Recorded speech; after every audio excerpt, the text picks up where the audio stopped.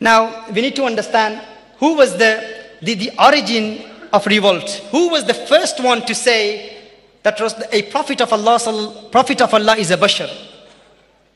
The founder of this belief was Satan. Allah subhanahu wa ta'ala mentioned this in Surah Hijr, verse 28-29. وَإِذْ قَالَ رَبُّكَ لِلْمَلَائِكَةِ إِنِّي خَالِقٌ بَشَرًا مِّن صَلْصَالٍ مِّنْ حَمَإٍ مَسْنُونٍ فَإِذَا سَوَّيْتُهُ وَنَفَخْتُ فِيهِ مِنْ رُوحِي فَقَعُوا لَهُ سَاجِدِينَ فَسَجَدَ الْمَلَائِكَةُ كُلُّهُمْ أَجْمَعُونَ إِلَّا إِبْلِيسَ أَبَى أَن يَكُونَ مع الساجدين قال يا إبليس ما لك ألا تكون مع الساجدين قال لم أكن ليسجد لبشر خلقته من صلصال من حمأ مسنون قال فاخرج منها فإنك رجيم وإن عليك اللعنة إلى يوم الدين. The first one to say that a prophet is a bashar, the first one to equate a prophet to a simpleton, the founder of this belief is Satan. When Allah subhanahu wa ta'ala ordered the angels to prostrate themselves to Adam alayhi salam, Satan said, I will not do sajda. Allah subhanahu wa ta'ala said, Ya Iblis, ma laka alla takuna ma'a sajidin?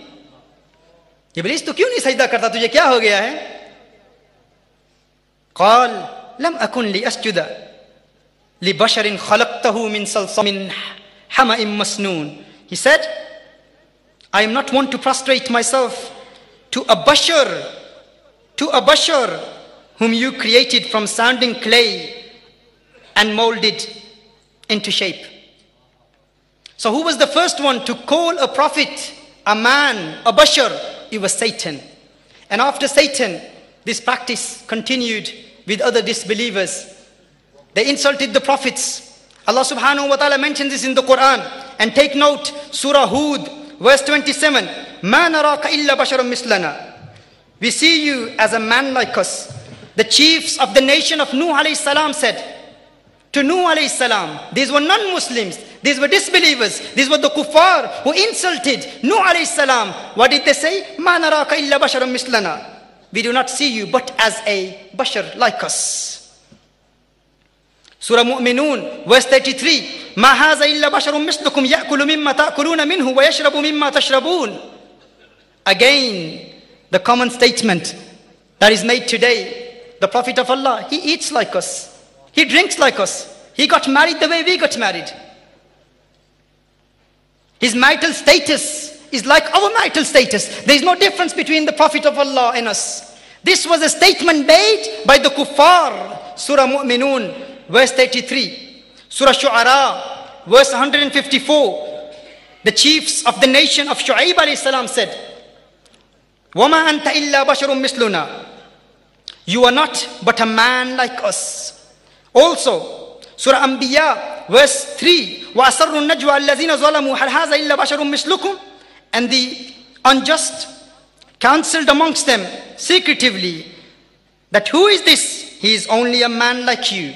Again, the non-Muslims insulted the prophets and they said, he is only a man like us. Surah Mu'minun, verse 47. أَنُؤْمِنُ لِبَشَرَيْنِ مِثْلِنَا.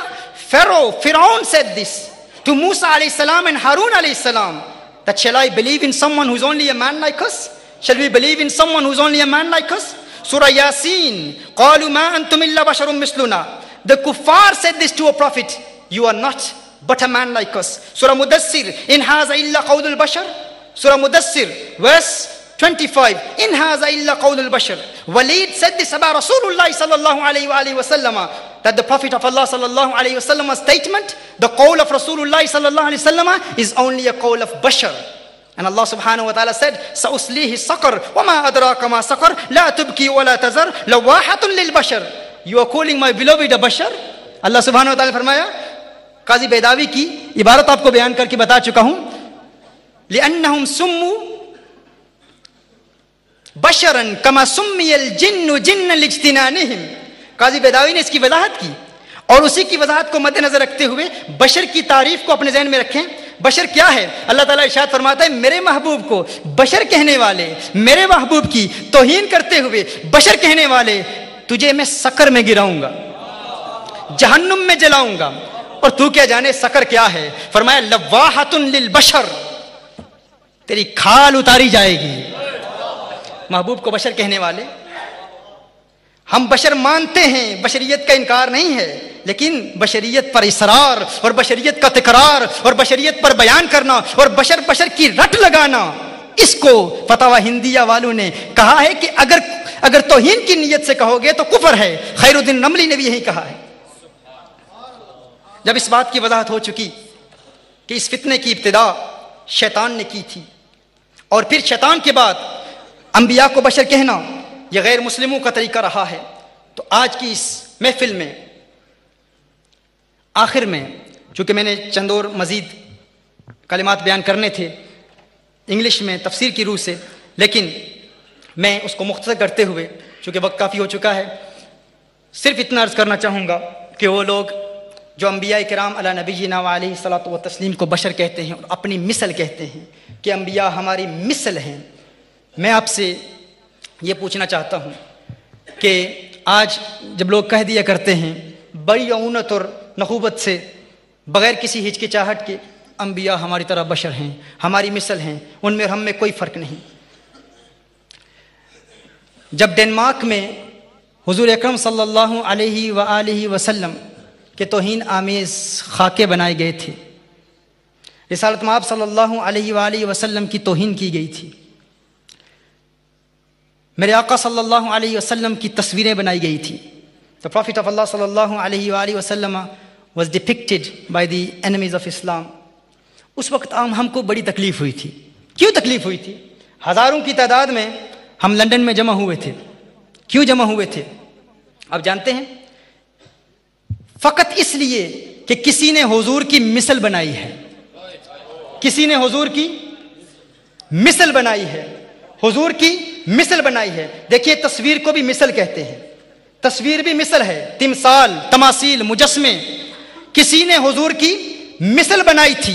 ہزاروں کی تعداد میں ہم نے جمع ہو کر احتجاج کیا تھا کہ یہ ہمارے آقا کی توہین ہے، ناقابل برداشت ہے، ہم یہ برداشت نہیں کر سکتے۔ جمع ہوئے تھے نا ہم، حالانکہ وہ تصویر خود بولتی نہیں تھی، وہ تو ایک مردہ تصویر تھی نا، اس میں تو جان ہی نہیں تھی، ایک مردہ تصویر تھی، لیکن ہمیں اتنی تکلیف ہوئی تھی، ہم یہاں سے جمع ہوئے ہزاروں کی تعداد میں، لندن میں جا کے ہم نے احتجاج کیا کہ یہ آقا کی توہین ہے۔ میں کہتا ہوں اگر ڈنمارک والوں نے آقا کی توہین کرتے ہوئے آقا کی ایک مثل بنا دی، حالانکہ وہ جاندار بھی نہیں تھی، وہ تصویر بولتی بھی نہیں تھی، وہ خود نہیں کہتی تھی میں آقا کی مثل ہوں، لیکن آج ایک 6 فٹ کا ہٹا کٹا نوجوان تیری آنکھ میں آنکھیں ڈال کے کہتا ہے میں حضور کی مثل ہوں، یہ گستاخی نہیں ہے؟ وہ زندہ سامنے کھڑا کہتا ہے میں حضور کی مثل ہوں، میں حضور کی طرح ہوں، یہ حضور کی گستاخی نہیں ہے؟ یہ حضور کی توہین نہیں ہے؟